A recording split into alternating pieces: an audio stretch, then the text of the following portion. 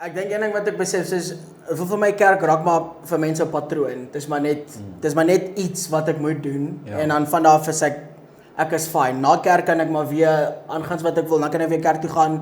So is net weer balans sulke goedjies en daai is ook nogal vir my hartseer eintlik konsep om te hê. Want ek dink my paradigm het hoofsaaklik geshift. Ek luister baie na hierdie pastoor Judah Smith. Ja. En een van sy preke wat hy gepreek het, een ding wat vir my oor regtig opgemaak het met kerk is toe Jesus of toe God besluit het om Adam te maak. Hy het nie gesê ek gaan Adam maak. Hy het nog steeds met Jesus en die Heilige Gees gepraat soos laat ons mense maak in ons image. Yes. En daai ons klaar, daai is kerk klaar vir my. Yes. Want wat toe of meer by mekaar uitkom, dis kerk. Yes. So die feit dat Jesus God met homself gepraat het, maar met almal om hom, laat ons mense maak in ons image. Daai het onmiddellik vir my laat besef soos okay, kerk is definitief nodig. Ja. Want ek alleen kan dit nie doen nie. Ja.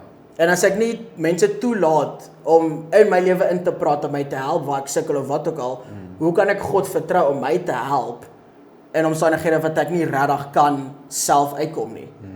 So dis waar my konsep dan van kerk eintlik heeltemal verander het om te dink dat as God met sy drie eenheid kon sê kom ons doen hierdie. Yes. Hoekom sal ek dit alleen wil doen? Ja. Dis onmoontlik om dit alleen te doen.